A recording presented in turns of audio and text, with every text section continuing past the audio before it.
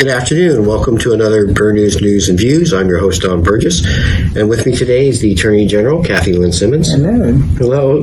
Welcome and being here. And we're going to be talking about medical marijuana, medical cannabis. It goes by various names. There's a technical correct name, but it goes by other things. What has brought Bermuda to this point that we're now in a consultation period with regard to moving forth legislation to let this happen? Well, there's been a huge interest in the medicinal benefits of cannabis, and Bermuda is actually lagging behind the rest of the world in expanding the use in a real regulatory fashion. And so we're pleased that we've looked at other jurisdictions, and we are proposing a licensing and regulatory regime, which I think will advance that area for the benefit of patients in Bermuda.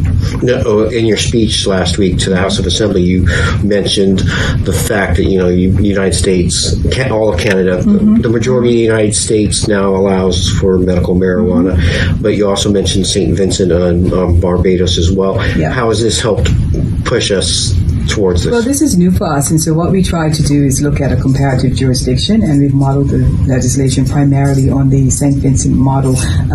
It's been really useful for us to have a template to spring from, but as you said earlier, this is for consultation purposes only, so our hope is that people in industry, particularly the medical industry will feed in and give comments and help to expand the legislative framework that we're proposing at this time.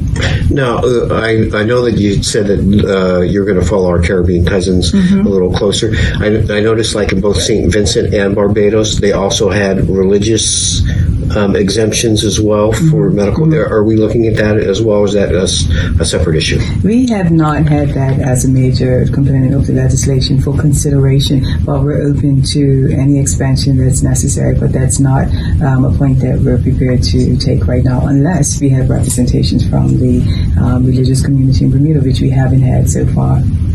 What's your projected timeline? So the consultation period will last from what period to what period, and then where do we move from there? It ends on January 20th, which gives us just about a month, and from there we're going to look at the comments that have come in. We're going to do further consultation with the government agencies that are responsible for certain components, and then we'll further modify the legislation or expand it as necessary. And so it's hopeful that in the spring term of the legislature we'll have something to put on the table. So sometime between, let's say, April and June, there will be a bill coming. We're looking at April right now. This is really fast-tracking here. Well, it's been something that we've been working on for some time, and we did a policy paper to basically thrash out what we have, what the international conventions are, and where we need to go. And the hope is that this will all come together in the spring so that we can move forward for the benefit of the community. Now, has there been any particular doctors? I know North Shore Medical has been sort of one of the leading proponents of moving this forward, but any other doctors or medical clinics or medical groups have Well, he's been the primary supporter of this initiative, and he actually has doctors who are part of his new group, but within the government structure itself, we have the medical practitioners and the pharmacists who are in contact with the Ministry of Health. So we've consulted out with them as well, and we'll just press forward with their views. So the legislation has several components in licensing, including transport, the cultivation, the pharmacies, and the doctors.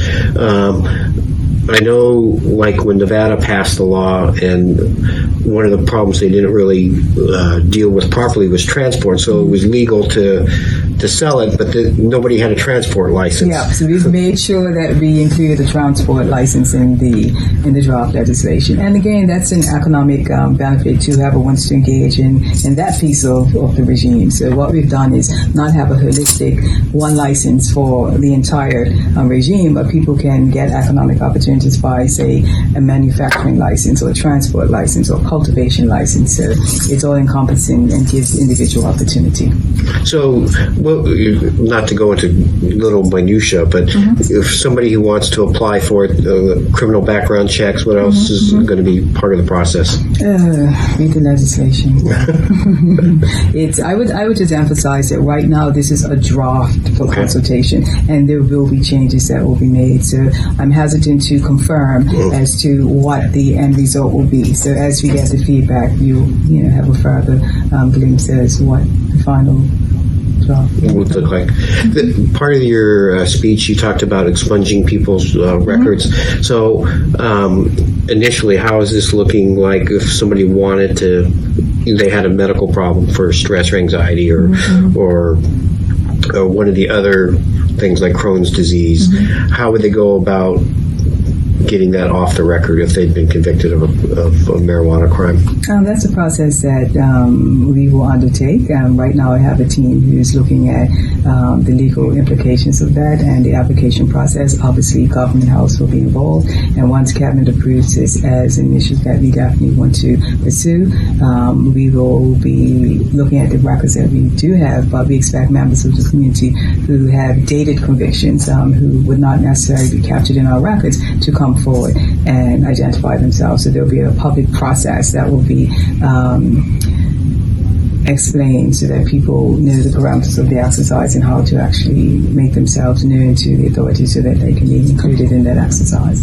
So it would be going back to their lifetime sort of thing. Exactly.